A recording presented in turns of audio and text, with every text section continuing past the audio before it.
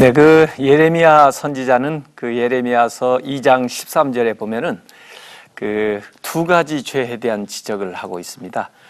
첫 번째 죄는 하나님이 우리의 생명의 그 물의 근원이 되시는데 그 생수의 근원을 버린 죄. 그리고는 다른 데 가서 그 물을 찾았는데 자기 스스로 우물을 팠다 그랬습니다. 그런데 그 우물은 물을 저축하지 못할 터진 웅덩이다. 이런 말씀을 예레미야서 2장 13절에 예레미야는 지적을 하고 있습니다. 우리가 하나님을 섬기면서 살아야 풍성하고 또 생명 넘치는 그런 삶을 살 수가 있을 텐데 그 하나님을 저버리고 그 터진 웅덩이, 우리에게 생명을 주지 못하는 그 생명수가 나지 않는 그 우상을 섬기는 것에 비유해서 이 얘기했다, 그렇게 볼 수가 있는 건데요. 그래서 오늘 그 두 번째 그 하나님의 그 십계명에 나와 있는 말씀은 이 출애굽기 20장 4절에서 6절까지 나오는 말씀입니다. 이 하나님이 우리에게 주신 말씀이니까요, 제가 한번 하나님이 말씀하시는 것처럼 그 음성으로 한번 읽어볼게요. 너를 위하여 새긴 우상을 만들지 말고 또 위로 하늘에 있는 것이나 아래로 땅에 있는 것이나 땅 아래 물속에 있는 것에 아무 형상이든지 만들지 말며 그것들에게 절하지 말며 그것들을 섬기지 말라. 나 여호와 너의 하나님은 질투하는 하나님인즉 나를 미워하는 자의 죄를 갚되 아비로부터 아들에게로 3, 4대까지 이르게 하거니와 나를 사랑하고 내 계명을 지키는 자에게는 1000대까지 은혜를 베푸느니라. 두 번째 계명이 사실은 첫 번째 계명하고 비슷하죠. 첫 번째 계명은 나 외에 다른 신을 너에게 있게 하지 말라, 이렇게 요구하셨고, 두 번째 계명은 우상을 만들지 마라, 이렇게 돼 있거든요. 그런데 이 두 개의 계명이 사실 알고 보면 첫 번째 계명은 내면에 대한 요구이고요, 두 번째 계명은 실천, 행동에 대한 요구인 것을 볼 수가 있습니다. 그래서 첫 번째 이 계명은 주로 그 예배 대상에 대해서 말씀을 하셨다면은, 두 번째 이 계명은 예배의 방법에 대해서 얘기를 하셨다고 이렇게 볼 수가 있어요. 그래서 예배에 대한 공통점은 있는데 하나님을 예배하는 것인데, 첫 번째 계명은 그 예배의 대상 하나님에 대해서 한 분 하나님만을 예배해라, 이런 거고요.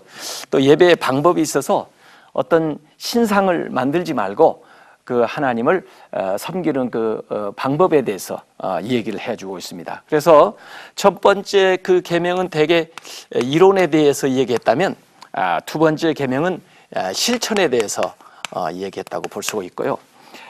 그래서 첫 번째 계명은 그 내면적인 영적인 예배에 대해서 강조했다면은, 두 번째는 그 물질적인 외면적인 예배에 강조점을 두고 얘기했다, 이렇게 볼 수가 있는 겁니다. 그래서 이 두 번째 계명의 핵심은 뭐라고 말할 수 있냐면, 하나님을 형성하지 마라, 이것을 얘기를 하고 있습니다. 그래서 어떤 형상이든지 만들지 말고 또 절하지 말고 섬기지 말라, 이렇게 강조하고 있어요. 왜 이렇게 하나님의 형상을 만들지 말라고 금지하고 있느냐 하면은, 원래 이제 그 호렙산에서 모세가 하나님을 이제 대면하는 광경이 나오는데, 불꽃 가운데에서 어떤 하나님의 형상은 보지 못하고 하나님의 음성만 이렇게 들었거든요. 그래서 사실 우리 기독교는 그 보이지 않는 하나님을 믿는데, 이 말씀을 통해서 또 하나님의 음성을 통해서 우리가 그 하나님을 알아가게 되는 것, 이것이 다른 종교에 비해서 아주 독특한 요소라고 볼 수가 있습니다. 그래서 신명기 4장 15절에도 보면, 16절에 보면 여호와께서 호렙산 불길 중에서 너희에게 말씀하시던 날에 너희가 어떤 형상도 보지 못하였은즉 너희는 깊이 삼가라. 그리하여 스스로 부패하여 자기를 위해 어떤 형상대로든지 우상을 새겨 만들지 마라 그랬어요.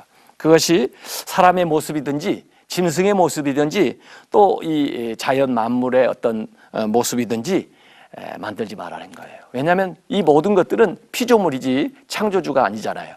그래서 하나님을 이 피조물처럼 그렇게 내려가지고 하나님을 피조물로 전락시키는 이런 것들이 형상을 만드는 것이거든요. 그래서 이 우상을 금지하는 아주 주 원인은 뭐냐면 하나님의 초월성을 보호하기 위해서. 하나님은 초월하신 분이거든요. 그래서 물론 하나님은 우리 안에 내재하시는 분이지만은 하나님은 절대자시고 하나님은 초월자시기 때문에 그것을 어떤 보이는 형태로 만들지 마라.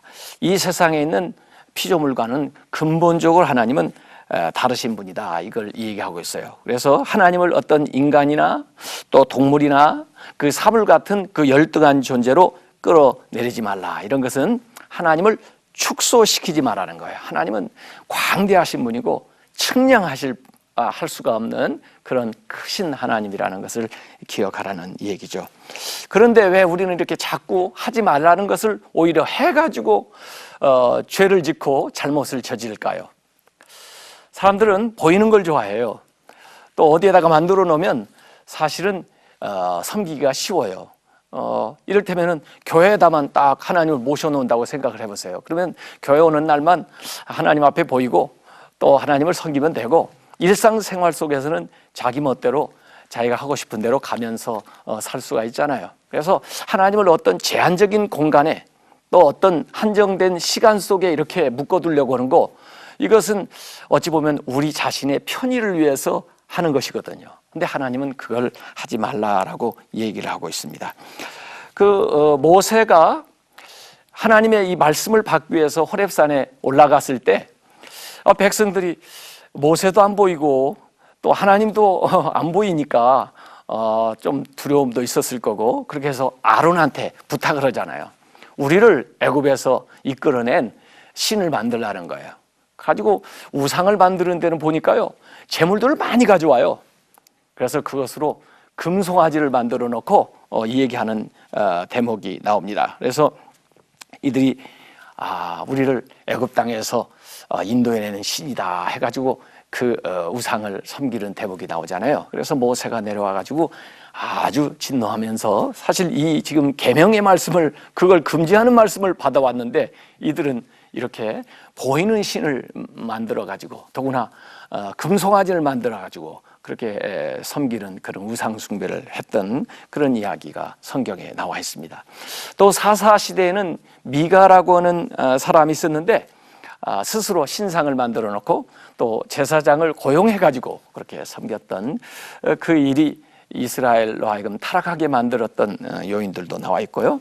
또 나중에 남북 이스라엘로 분열되었을 때 이스라엘 사람들이 명절이든지 하나님을 섬기는 절기가 되면 예루살렘으로 가니까 이 북이스라엘 여로보암 왕이 거기에 가지 못하게 하려고 베델과 단에 금송아지 둘을 만들어 놓고 그 예루살렘 성전에 대응한 어떤 종교를 만들려고 시도한 것을 볼 수 있어요. 그 열왕기상 12장 28절에 보면 그 여로보암이 이에 계획하고 두 금송아지를 만들고 무리에게 말하기를 너희가 다시는 예루살렘에 올라갈 것이 없도다. 이스라엘아, 이는 너희를 애굽 땅에서 인도하여 올린 너희의 신들이라 해가지고 마치 하나님께 돌려야 될 영광을 어떤 다른 이 금송아지나 다른 사물을 세워놓고 거기에다가 영광을 돌리게 이렇게 만드는 거. 또 이게 인간의 어떤 편의주의에서 발생한 이런 일들을 성경에서 금하고 있는 겁니다. 그래서 하나님은 아주 역동적인 하나님이시고, 하나님은 살아계신 하나님이고, 또 하나님 우리와 인격적인 관계를 가지시는 그런 영원하신 하나님인데, 이 우상을 만드는 것은 그 하나님을 마치 죽은 존재인 것처럼, 어느 그 지역에 한정되어 있는 존재인 것처럼, 유한한 존재인 것처럼 이렇게 만드는 거죠. 그래서 이 세상에 없어질 것들을 가지고 그 마치 그 하나님인 것처럼 그렇게 대용품으로 만들어내려고 하는 그런 우상을 만드는 것을 하나님께서 이제 금지하는 겁니다.